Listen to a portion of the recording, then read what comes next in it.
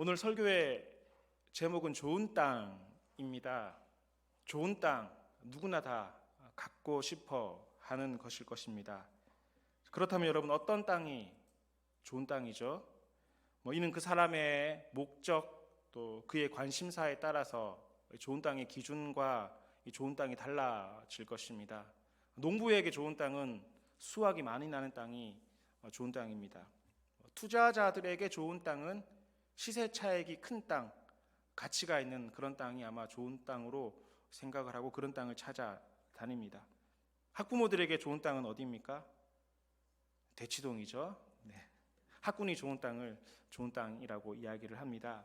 몸이 불편하거나 또 아프신 분들에게 있어서 좋은 땅은 공기가 좋거나 병원이 가까운 것을 좋은 땅이라고 생각을 합니다. 이처럼 그 사람의 목적, 가치관에 따라서 좋은 땅은 달라지게 되는 것입니다. 예수님께서도 오늘 좋은 땅에 대해서 말씀을 하셨습니다. 예수님의 기준은 믿음 상태였습니다. 수학, 투자, 차익, 학군 혹은 공기 좋은, 환경 좋은 것이 아니라 믿음 상태를 가르쳐 좋은 땅과 나쁜 땅을 나눌 수 있다 말씀하시고 이것을 비유로 말씀하셨습니다. 즉 사람마다 믿음의 상태가 다르다라는 것입니다. 이 시간 오늘 우리가 모두 함께 예배를 이렇게 드리고 있지만 모두 다 같은 열매를 맺는 것은 아니죠. 그 믿음의 상태가 다르기 때문에 상태에 따라서 결실의 정도는 달라진다라는 것입니다. 같은 말씀의 씨앗이 뿌려져도 믿음의 상태에 따라서 결과가 달라지는 것입니다. 좋은 땅과 같은 믿음의 사람에게는 30배, 60배, 100배의 결실이 있게 된다라는 것입니다. 사랑하는 교우 여러분, 우리를 향한 하나님의 바람, 주님의 바람은 바로 이것입니다. 우리 모두가 좋은 땅 되기를 바라십니다. 우리가 좋은 땅이 되어서 우리 믿음의 상태가 좋아서 많은 결실을 맺기를 주님께서는 바라신다라는 것입니다. 그리고 좋은 땅은 결과로 알 수 있습니다. 정확합니다. 어떤 특정 가치관에 의해서 결정되는 것이 아니라 결과에 따라서 좋은 땅과 그렇지 않은 땅이 구별된다라는 것입니다. 너무나 선명하신 이 주님의 판단 앞에 우리가 무슨 변명을 할 수가 있겠습니까? 우리가 보여지는 그것으로 말미암아 우리 믿음의 상태는 드러나게 되는 것입니다. 그러니 여러분, 우리 믿음의 상태 너무너무 중요합니다. 좋은 땅과 같은 믿음의 상태가 되어야 하는 것입니다. 어떻습니까? 여러분, 나는 좋은 땅입니까? 본인 스스로 자가 진단을 하셨을 때 나는 어떤 땅이시고 나의 땅은 많은 결실을 맺을 수 있는 땅인지 어떻습니까? 좋은 땅 같으십니까?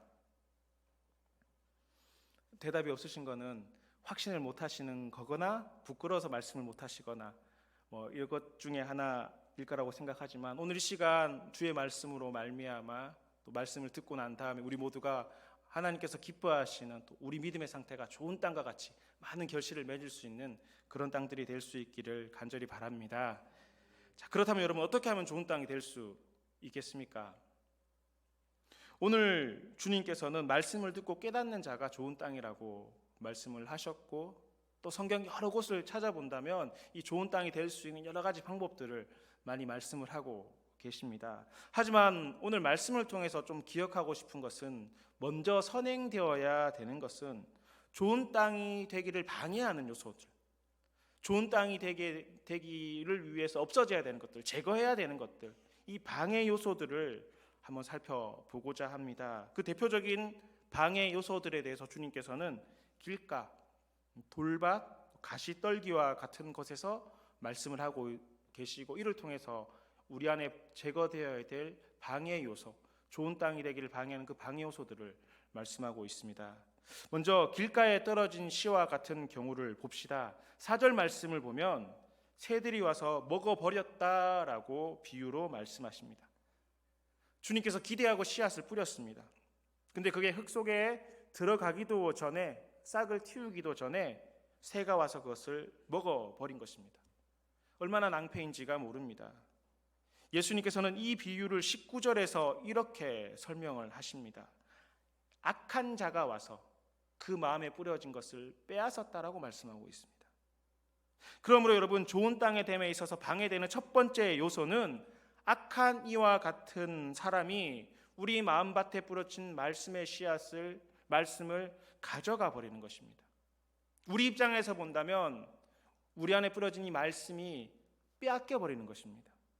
말씀이 빼앗겨 버렸습니다. 이것은 마치 군인이 자신이 지키고 있는 방어선이 무너져 버린 것과 같고, 자신이 지키고 있는 진지가 빼앗긴 것과 같습니다. 무장 해제를 당하는 것과 같으며 적군에게 사로잡혀 포로가 된 것과 유사한 경우입니다. 포로는 살아있지만 군인으로서 가치는 없는 것입니다.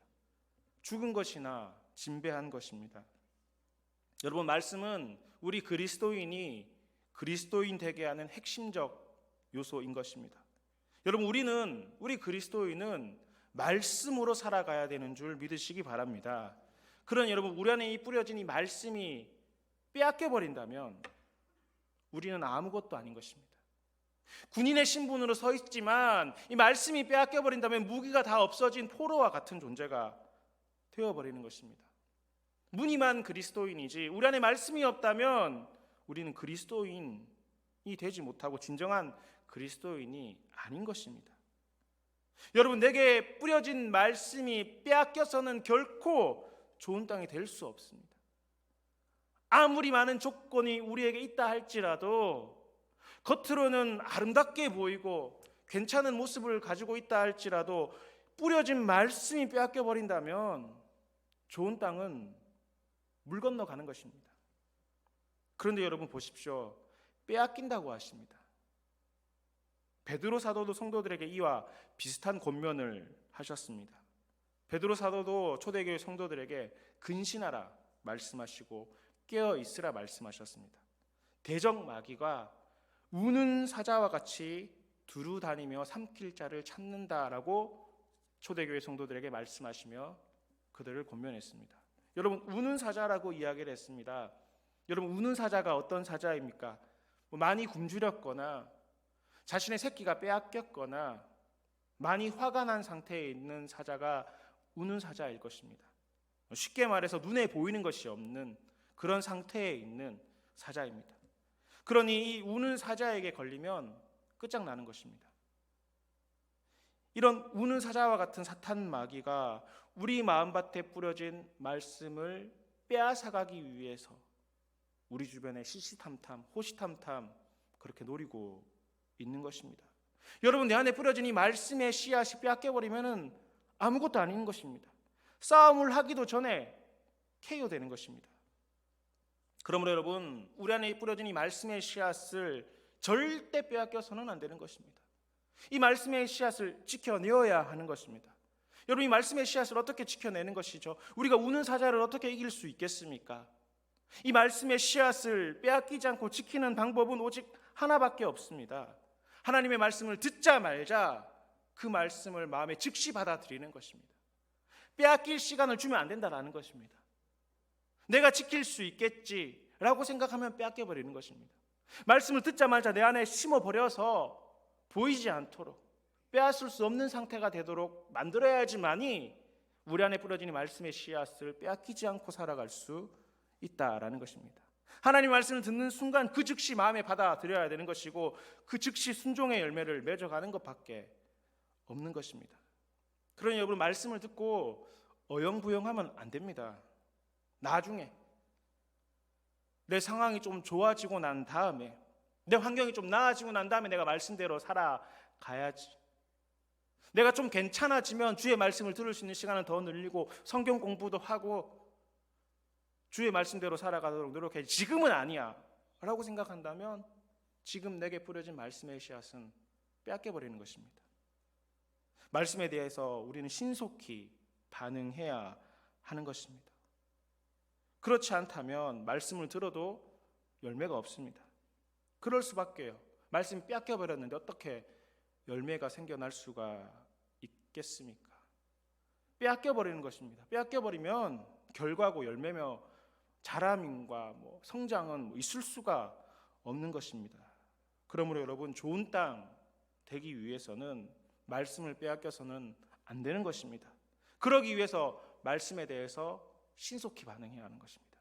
말씀을 듣자 말자 즉각적으로 순종해야 하는 것입니다. 즉각적으로 회개하고 즉각적으로 내 삶에 적용해야지만이 내게 부러진 이 말씀의 씨앗이 빼앗기지 않게 되는 것입니다. 다음으로 좋은 땅 되기 위해서 방해되는 두 번째 요소는 흙이 얇은 돌밭에 떨어진 씨와 같은 경우라고 주님 말씀하십니다. 5절과 6절 말씀을 보면 싹이 나오긴 했지만 뿌리가 없으므로 말라버렸다라고 말씀을 하십니다. 예수님께서는 이 비유에 대해서 20절과 21절에 이렇게 말씀을 하십니다. 우리 함께 읽어보도록 하겠습니다.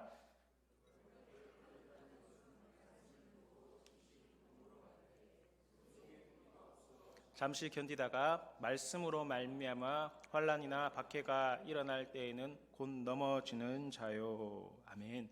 말씀을 듣고 그 즉시 기쁨으로 받아들였습니다. 즉시라고 말씀을 하고 있죠.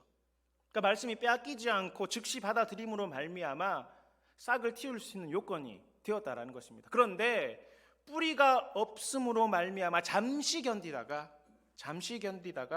말씀으로 말미암아 박해가 일어날 때에 환난이나 이 박해로 말미암아 넘어졌다라는 것입니다. 그런데 여러분 좀 주위에서 보셨으면 좋겠는 말씀 다시 한번 띄워주시겠어요?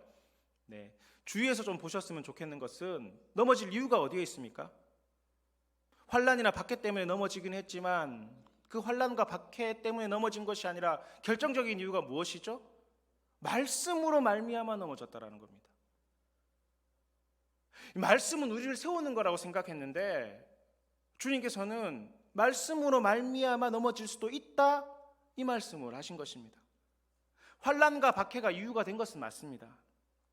근데 환난과 박해로 인해서 넘어진 것이 아니라 환난과 박해를 당한 그 시점에 내게 주신 그 말씀을 잘못 해석함으로 말미암아 넘어져 버렸다라는 것입니다.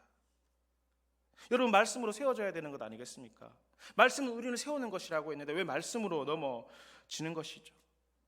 이건 말씀을 잘못 해석하기 때문에 생겨나게 되는 것입니다. 상황을 바르게 해석하는 것이 너무너무 중요합니다.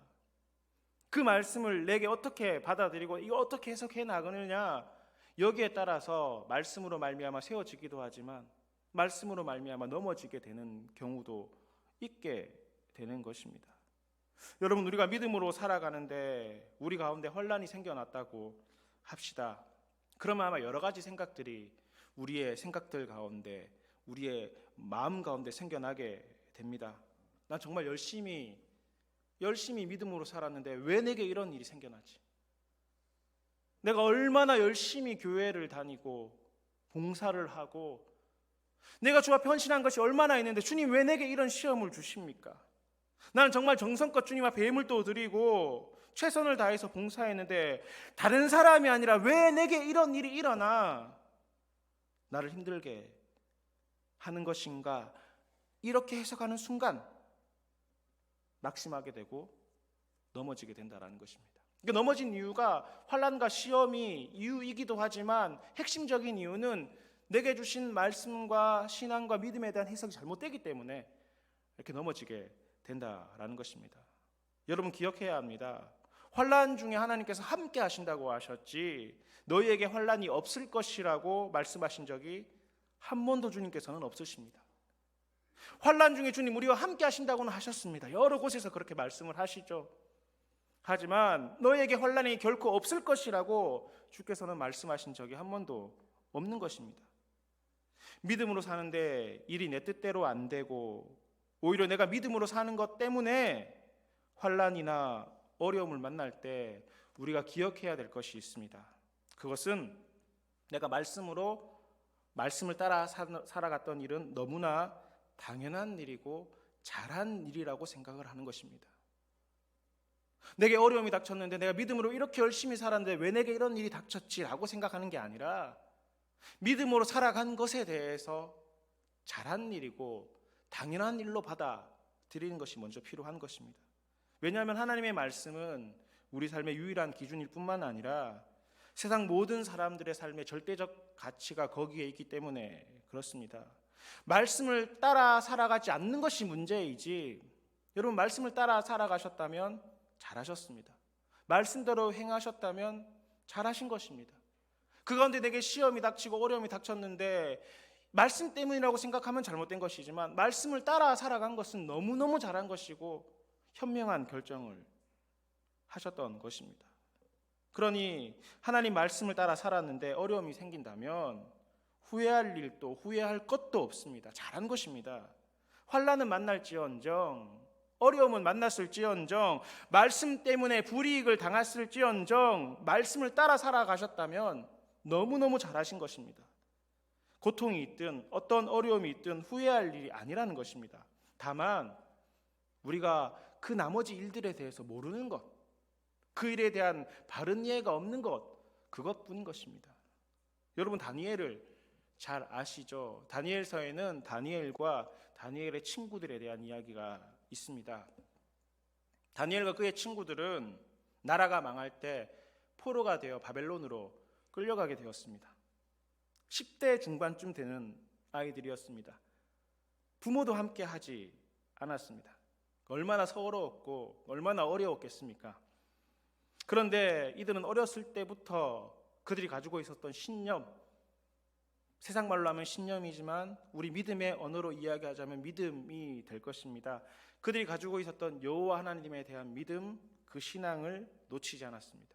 힘들었지만, 어려웠지만, 나라가 멸망당했지만, 내가 믿고 있는 하나님의 성전이 파괴되었지만, 내 부모는 함께 하지 않지만, 그렇지만 내 안에 있는 이 여호와 하나님에 대한 신앙만은 붙들고 그렇게 바벨론 포로로 끌려가게 되었습니다. 그리고 그렇게 끌려간 그 땅에서도 믿음으로 살고자 정말 믿음대로 행하며 발부림치고 그렇게 살았습니다. 그러던 중 이들은 그곳에서 인정을 받게 되었고 그 나라의 핵심 리더들로 서나갈 수 있었습니다. 하지만 이런 상황을 지켜보던 이 바벨론의 기득권자들은 이런 상황이 영 불편했습니다. 이들이 승승장구하는 모습이 탐이 났습니다. 그렇지 않겠습니까? 굴려 들어온 돌이 박힌 돌을 빼는 그런 마음 아니겠습니까? 또한 자신들이 믿는 우상이나 신들이 아니라 여호와 하나님을 섬기는 그들의 모습도 탐탁하지 않게 여겼습니다. 눈꼴시러웠던 것이죠. 가진 방법을 통해서 이들을 넘어뜨리기 위해서 애를 썼었습니다. 한 번은 이 바벨론 왕의 이 금신상을 높이 만들었습니다. 호화롭게 만들었습니다. 그리고 이 신상에 절하지 않으면 풀무불에 던져 넣겠다라는 왕의 칙서를 내리게 되었습니다. 꼼짝없이 이 바벨론 왕의 이 금신상 앞에 절을 해야 되는 그런 상황을 만들었고, 만약에 절하지 않는다면 풀무불에 던져 버리겠다는 왕의 칙서를 가지고 이들을 지켜보고 있었습니다. 여러분, 풀무불이 용광로 아니겠습니까? 가까이만 가도 타 죽는 뜨거운 불이 풀무불입니다. 그럼에도 이 다니엘의 친구들은 이 금신상에게 절하지 않았습니다. 하나님의 말씀에 순종하고 믿음의 결단을 내렸던 것입니다. 그리고 이 일로 말미암아 이 다니엘의 친구들은 바벨론 왕 앞으로 끌려가게 되었습니다. 그리고 이들은 왕이 치조하게 되었습니다. 그 치조하는 가운데 이 친구들이 왕에게 이야기합니다. 우리가 이 일에 대하여 왕에게 대답할 필요가 없습니다. 할 말이 없다라는 것이죠. 우리가 이렇게 생각을 하고 우리가 이렇게 판단을 하고 이렇게 결정을 했다라는 것입니다. 어떤 이유를 대지 않았습니다. 그리고 이야기합니다. 우리가 섬기는 하나님이 계시다면 우리를 이 풀무불에서 건져낼 것입니다. 그리고 또한 왕의 손에서도 건져낼 것입니다 라고 말합니다. 그리고 계속해서 이야기합니다. 그리 아니하실지라도, 그렇게 하지 아니하실지라도 우리는 왕의 신들에게, 왕의 신상에게 절하지 않겠습니다 라고 말합니다. 이 이야기를 들었던 왕이 얼마나 화가 났겠습니까? 당장 이 세 명의 친구들을 풀무불에 던져 넣었습니다. 하지만 이 다니엘의 친구들은 그 풀무불에 들어갔지만 전혀 이상이 없었습니다. 멀리서 지켜보니 그들이 그 풀무불 안에서 걸어 다니는 모습을 보았고, 그 안에 이 세 명의 친구들 외에 어떤 하나님의 아들과 같은 사람이 같이 있는 모습을 보게 되었습니다. 아마 이 모습을 봤던, 또 이야기를 들었던 왕이 깜짝 놀랐던 것 같습니다. 그리고 그 친구들을 3명의 친구들을 다시 불러드립니다. 풀무불에서 나온 이들은 머리털 하나 상하지 않았습니다. 옷에 그을린 흔적조차 없었고 냄새도 하나도 없다라고 성경은 기록하고 있습니다. 도리어 이 일로 말미암아 하나님을 증거하는 기회가 되었던 것입니다. 여러분 보십시오. 다니엘의 친구들은 말씀을 순종하고 믿음으로 살았습니다. 정말 하나님의 말씀대로 살고자 노력했고 위대한 결단을 하지 않았습니까? 하지만 그 위대한 결단의 결과가 무엇이었습니까? 풀무불 속에 던져지는 것이었습니다. 죽음을 당하는 것이었습니다. 그런 상황이 되었을 때, 그렇게 되었을 때 이 풀무불 속에 던져지게 된 그들이 어떻게 했습니까? 내가 하나님을 열심히 믿었는데 풀무불 속에 들어가게 생겼네. 괜히 했어. 잘못했어. 차라리 절할 걸. 내가 정말 하나님의 말씀대로 살았는데 왜 내게 이런 일이 생기지? 주의 말씀을 믿고 주의 뜻대로 행한 것을 후회하고 있습니까? 그렇지 않았다라는 것입니다. 주를 믿고 말씀대로 살아감으로 말미암아 고난과 역경이 닥쳐왔지만 그것이 후회할 일이냐는 것입니다. 주님을 신뢰하고 주의 말씀에 순종하고 최선을 다해서 신앙생활해서 내게 어려움이 놓여졌지만 그게 후회하고 반성하고 잘못했다라고 생각할 일이냐는 것입니다. 아니라는 것입니다. 여러분, 우리가 믿음으로 살 때 고난 당할 수 있습니다. 어려움 당할 수 있지만 그것 때문에 내가 믿는 바를 후회하거나 믿음으로 산 것을 후회해서는 안 된다라는 것입니다. 뿐만 아니라 우리가 이때 그런 상황 가운데 놓였을 때 기억해야 될 것은 하나님은 영원히 나를 사랑하시며 변함이 없으시다는 확신을 가져야 되는 것입니다. 후회가 아니라 내가 살아온 내 믿음의 길, 내 믿음의 행동들을 후회하는 것이 아니라 그럼에도 불구하고 하나님께서는 나를 사랑하시고 그럼에도 불구하고 하나님께서는 나를 기뻐하시고 내게 은혜를 베풀어 주신다는 이 사실을 기억하고 확신해야 된다라는 것입니다. 그러므로 믿음으로 사는 것 때문에 왜 이런 일이 생겼나 낙심하면 안 됩니다. 말씀을 삶의 정황을 잘못 해석해서 말씀으로 말미암아 넘어져서는 안 된다라는 것입니다. 말씀은 우리를 세워나가는 것이 되어야 되는 것입니다. 말씀으로 말미암아 세워져야죠. 말씀으로 말미암아 자라나야죠. 하지만 그 말씀을 잘못 해석하는 순간 그 말씀이 도리어 부메랑이 되어 나에게 돌아와 나를 넘어뜨리게 될 수 있으니 말씀을 바르게 해석하는 것 너무너무나 중요한 일입니다. 말씀을 잘못 해석한다면 사단이 순식간에 우리 안에 조금 자랐던 그 믿음의 삭을 잘라버리게 되는 것입니다. 우리 안에 들어오던 말씀의 씨앗을 즉시 빼앗아갈 수도 있게 된다는 사실을 결코 잊지 않으시기를 간절히 바랍니다. 다음으로 좋은 땅이 되는 이 방해 요소 세 번째 요소는 가시떨기에 떨어진 씨와 같은 경우입니다. 가시가 자라 기운을 막음으로 말씀의 기운을 막아서 결실하지 못했다라는 것인데요. 22절 말씀을 한번 보실까요? 22절 말씀 함께 읽겠습니다. 시작. 가시떨기에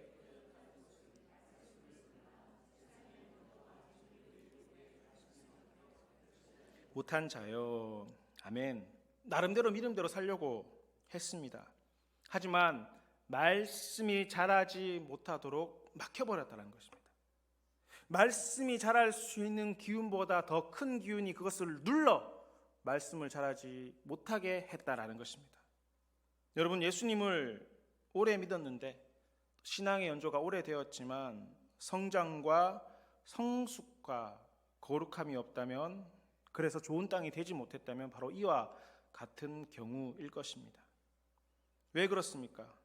무엇이 말씀을 누르고 무엇이 말씀을 막아버렸다라고 하죠? 세상의 염려와 재물과 유혹과 같은 욕심들이 이 자라고자 하는 이 말씀을 눌러서 더 이상 자라지 못하게 해서 거기서 말라버리도록, 그래서 성장하지 못하도록 막아버린다라고 말씀을 하십니다. 좋은 땅이 되기 위한 여러 가지 조건들은 있었습니다. 하지만 세상의 염려, 재물의 유혹과 같은 것들이 이 하나님의 말씀보다 더 강해서, 자라고자 하는 이 하나님의 말씀보다 더 강해서 이걸 눌러버려서 압도해서 내 안에 있는 이 믿음이, 말씀이 자라지 못하고 좋은 땅이 되지 못하게 된 것입니다. 이런 경우는 성경에도 많이 있고 아마 우리 자신들도 신앙생활을 하시면서 여러 번 경험해 보신 적들이 있으실 것입니다. 아브라함과 같이 믿음으로 말미암아 고향 땅을 떠났던 롯이었습니다. 아브라함만 대단한 사람이 아니라 여러분 롯도 대단한 사람이죠. 아브라함과 함께 고향 땅을 떠나왔잖아요. 함께 믿음의 길을 걸어갔던 사람입니다. 그런데 재물의 풍요로움과 유혹에 빠져서 결국은 믿음의 결실을 맺지 못했습니다. 40년 광야 생활을 마치고 여리고성이 무너지는 것을 눈으로 목도했던 사람이 있었습니다. 하나님의 크신 기적을 몸소 경험하고 직접 봤던 사람이었습니다. 하지만 재물에 눈이 멀어 아이성 전투의 패배의 원인이 되었던 아간도 그렇지 않습니까?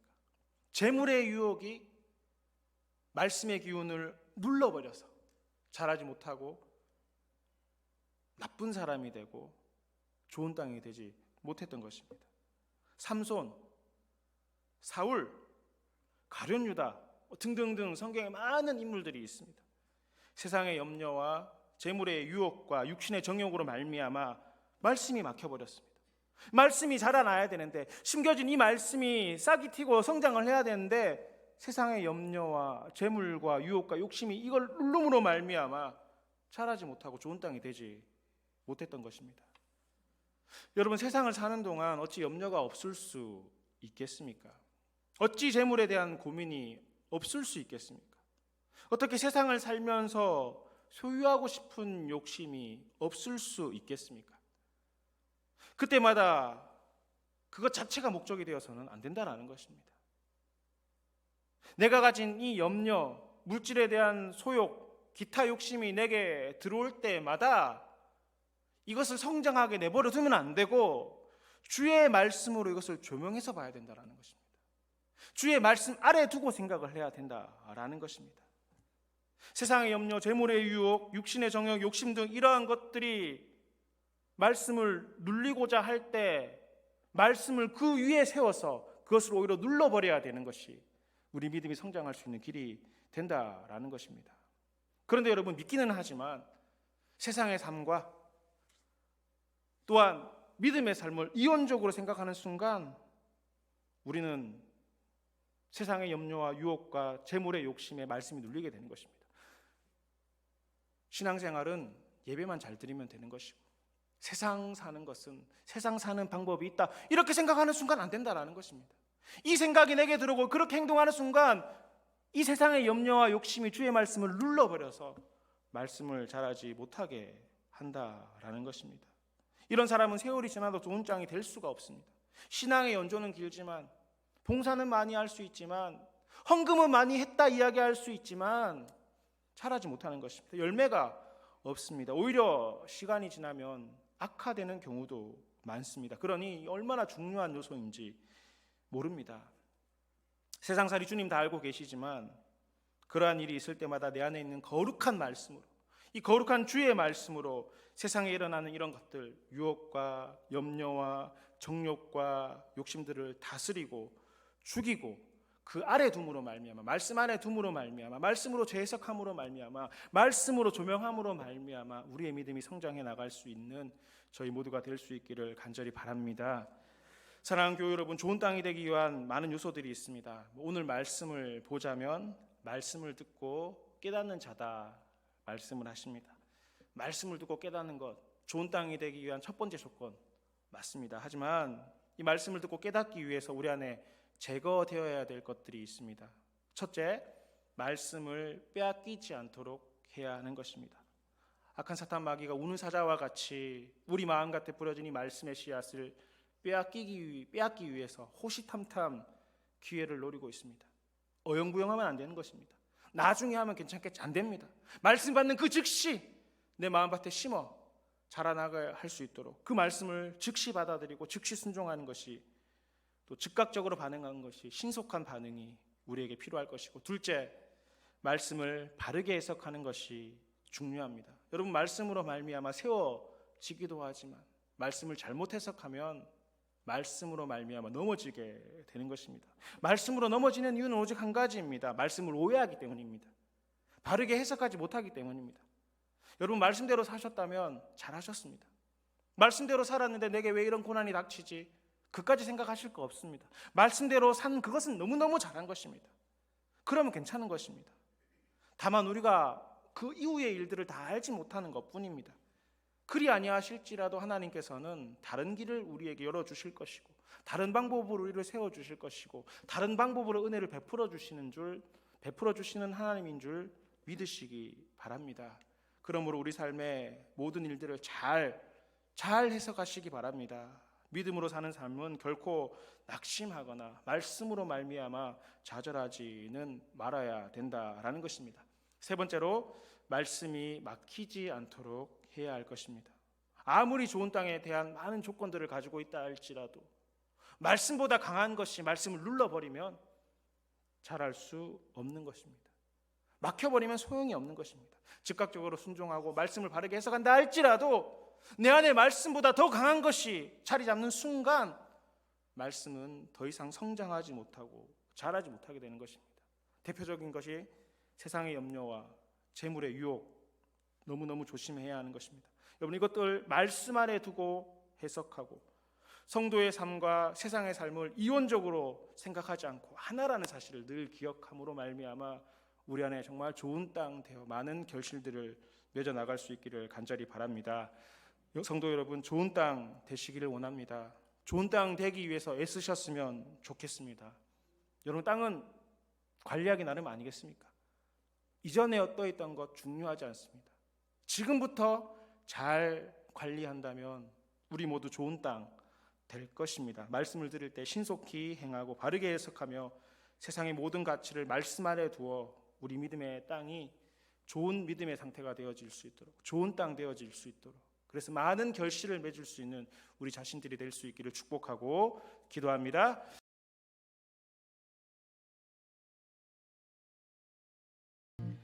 이제는 우리 구주 예수 그리스도의 크신 은혜와 하나님 아버지의 놀라우신 사랑과 성령님의 교통하심이 좋은 땅 되기 원하는 저희 무리들과 대치동교회 모든 성도들과 주님의 몸 되신 교회 위에 이제로부터 영원히 함께 계시기를 간절히 축원하옵나이다. 아멘.